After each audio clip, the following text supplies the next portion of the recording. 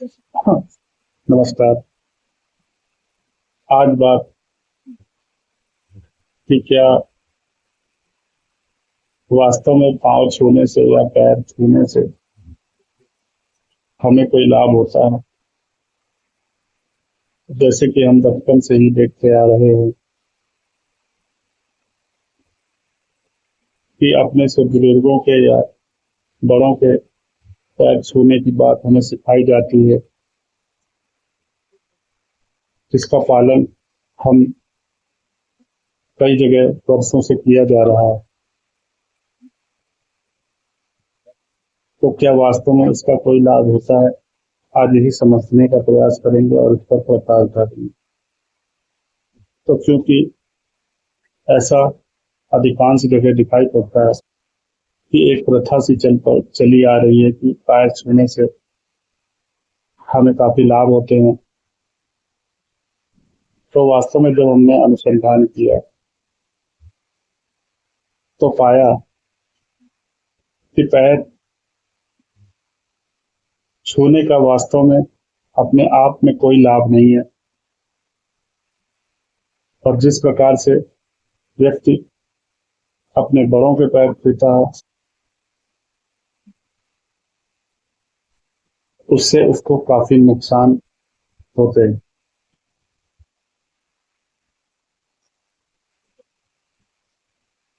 पैर छूने का जो सबसे बड़ा आधार है वो केवल मात्र इतना है कि जब व्यक्ति में अहंकार होता है, तो जब वो किसी के सामने झुकता है तो उसके अहंकार को समाप्ति की ओर बढ़ने में सहायता मिलती है। मतलब ऐसे व्यक्ति का अहंकार समाप्ति की ओर बढ़ता है। और इस रूप में क्योंकि मानव जीवन की सभी समस्याएं उसके अहंकार से प्रारंभ होती हैं,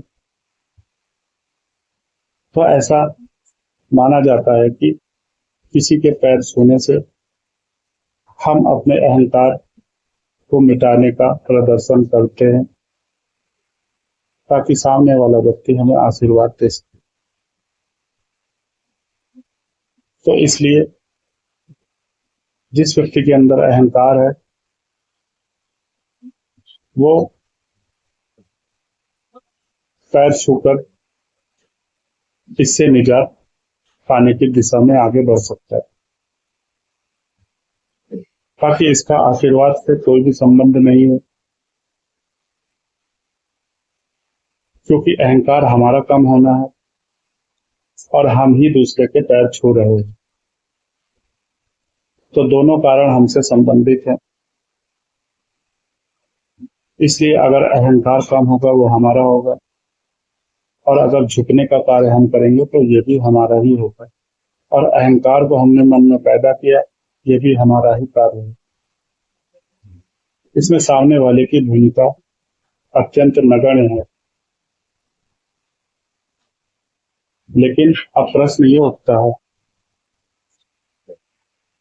कि जैसा हम किसी को पैर छूकर उससे आशीर्वाद लेने की आकांक्षा मन में पाले रहते हैं और कई वर्षों से इस प्रथा का पालन कर रहे हैं, तो क्या सामने वाला व्यक्ति इस योग्य है कि वो हमें आशीर्वाद दे सके? अब प्रश्न ये उठता है। हो सकता है हम कोई व्यक्ति हमसे उम्र में बड़ा हो, लेकिन उसने अपने जीवन में कई कुकर्म और पाप कर रखे हो, तो ऐसे व्यक्ति के पैर छूकर हमें वो किस तरह का आशीर्वाद देने की हालत में होगा? क्या ये प्रश्न नहीं पूछा जाना चाहिए? और इसलिए हम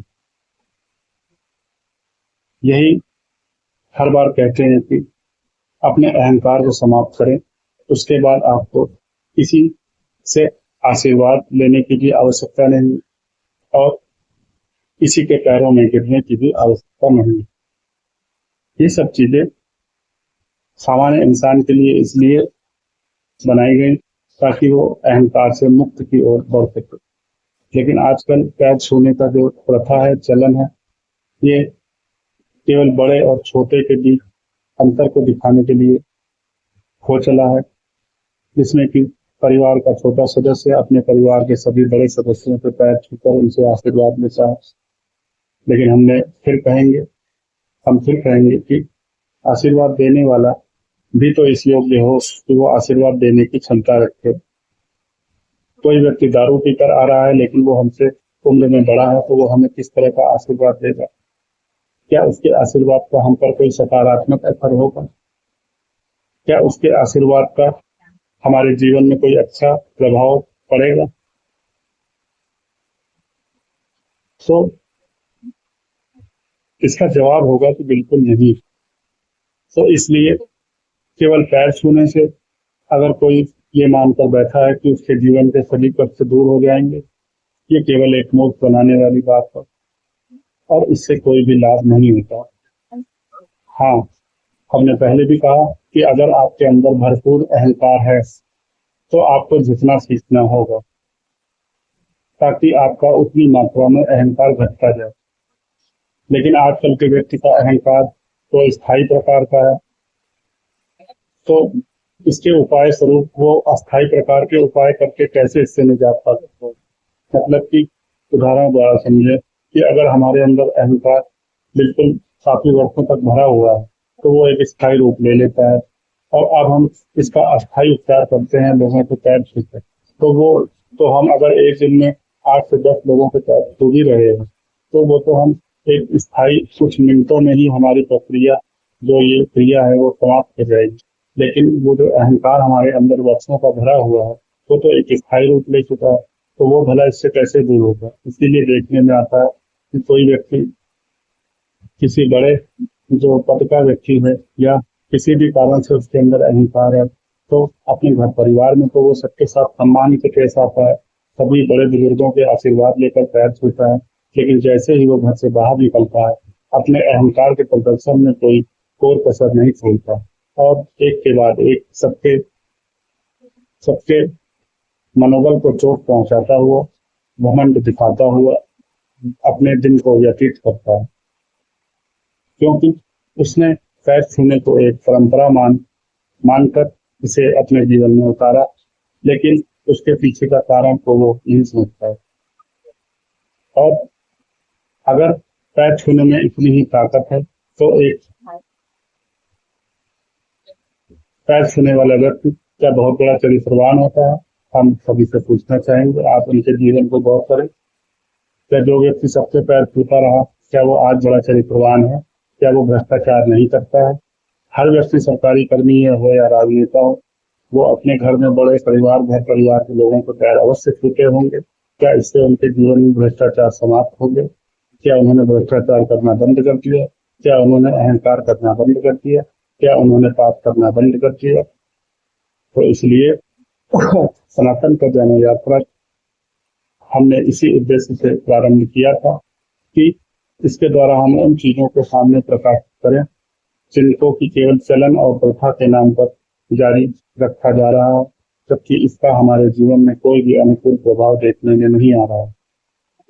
और हमें ये कहने में कोई संकोच नहीं है कि हम ऐसी चीजों के पीछे छुपे कारणों को जानने और प्रसारित करने के लिए किसी पर निर्भर नहीं है और हम अपने अनुसंधानों द्वारा इन चीजों को सामने लाने का प्रयास करते हैं जो कि एकदम अपने आप में सटीक होते हैं और हमारी गारंटी है कि कोई इसके विरुद्ध जो भी तर्क अगर है उसके पास या कोई शंका है कि हम यहाँ पर जो बातें कर रहे हैं ये कुछ भी गलत है, तो इसका साधा निमंत्रण है उसे हमारा जो कहना है कि वो किसी भी समय हमारे जो व्हाट्सएप नंबर है जो कि इस वीडियो के प्रारंभ में प्रदर्शित होगा, इसी वीडियो के लेफ्ट हैंड पे उस पर संपर्क करके अपने प्रश्न भेज सकता है और हम उससे आगे आने वाले समय में लाइव चर्चा के माध्यम से इनके प्रश्नों को लेंगे।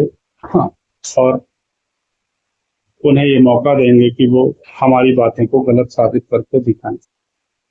तो आमतौर पर जो हमने देखा कि आज एक दिन भर बड़े आदर से अपने माता पिता या बुजुर्गों के पांव छूकर आशीर्वाद लेकर अपना जीवन व्यतीत करने वाला व्यक्ति भी घर से निकलते ही तमाम तरह के पापों में लिप्त हो रहा है। अगर वो सरकारी दफ्तरों की बात करें तो वहां पर वो मोटा भ्रष्टाचार करते हुए देखा जाता है। राजनीति की बात करें तो वो वहां पर भी मोटा भ्रष्टाचार करते हुए देखा जाता है। लेकिन वोट मांगते हुए इसका सबसे बड़ा उदाहरण है कि पैर छूने का कोई भी मजबूत असर नहीं देखने में आता, बल्कि ये केवल एक औपचारिकता और ढोंग और पाखंड बन चुका है।